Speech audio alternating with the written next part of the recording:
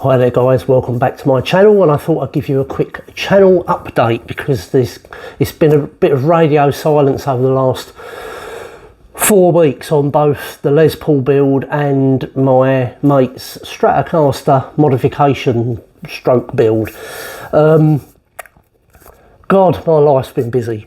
I have bitten the bullet and bought a drill press.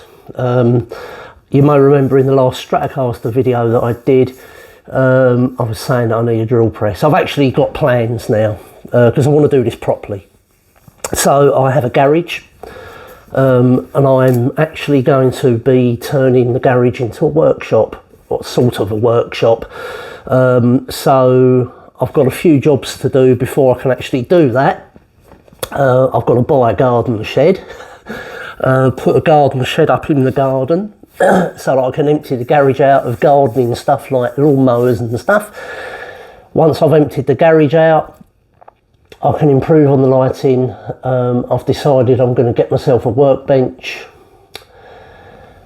and I've bought a drill press, a bench drill press. Here's a photograph of it. I've decided that I'm going to do this properly, and I'm going to slowly over a period of time build up some tools and stuff like that to do this properly. So join me for the ride on that. There is a small update on the Stratocaster. Let's discuss the Les Paul first. There's been no movement on the Les Paul build at the moment. And I'll tell you why. I would have bought some bits and pieces for the Les Paul, but I've had problems with my car.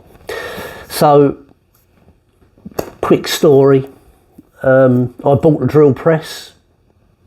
The drill press is down in Haywards Heath, East Sussex, and I live in Suffolk. So, as luck would have it, I have a good friend who lives down in Worthing, and I was due to go and visit my friend. Excuse me, and I thought, brilliant, I can pick the drill press up on my way through to Worthing. Jobs are good, and so the wife and I got in my car on a Saturday morning, driving from Sudbury, Suffolk, got down to the M11, car breaks down. Long story short, we're stuck on the M11 for 6 hours. The RAC wouldn't pick us up due to my car not showing as being taxed, even though it was. Bit of a to-do on the phone with them. After 6 hours, I arranged for a recovery truck to take us back home. I scrapped the car off, it was dead. I had to buy a new car, which is very nice. Bought this one. Yeah, Audi convertible. An older one, but still nice. I love the colour. But anyway, obviously the last 2 or 3 weeks have been mental for me because I've had a lot of unexpected expense. 3 days ago, our dishwasher decided to die and decided to start leaking water all over the kitchen. So I was up at 3 o'clock in the morning with a mop and bucket, mopping up the kitchen floor. Unbelievable. It all happens at the same time. It's just, you know, so any money that I had put by for project work like guitars has gone, you know, so, however, not Gary's money, that's been siphoned. Gary's been giving me money for his Strat, and as soon as I've got that money, I've used it for bits on his guitar. As luck would have it, the other day, Gary's other half sent me £50, which I immediately spent on lacquer for the guitar. So let's quickly talk about the guitar. He's changed his mind on the colour. We're not going Olympic white now. We're now going to go Lake Placid blue. So I've just ordered a can of white primer, a can of Lake Placid blue metallic, and also a can of clear. I shall probably buy another can of clear and a can of amber tint at some point, because I want to do the neck, and that's it. So I've got pretty much everything to do the guitar now except for the pickups, so I can actually start working on the Strat now. I don't need a drill press for that. I've actually still got to get down to Worthing to collect that drill press. My mate picked it up for me, but I've still got to get down to Worthing to collect it and bring it back to Suffolk. So I've got to make some time over the next couple of weeks to go and do that. I've decided to do this properly, like I say, and I'm going to try and build myself a little workshop in the garage, because I do enjoy building guitars. I do have, hanging in the garage at the moment, here's a picture of it, a double bound Telecaster body that's very lonesome and doing nothing. I'm thinking about doing an Andy Summers Telecaster out of that. What do you think? After I've done the Strat and the Les Paul, I'm thinking about doing an Andy Summers Telecaster. Leave your comments below, let me know what you think about that one. That won't happen until probably after Christmas, probably middle of next year. By the time I've finished the Les Paul, I'll probably start working on the Telecaster next year. But give me your ideas, give me your thoughts on another Telecaster build. It's a custom body, it's really nice, it's a two-piece Alder body.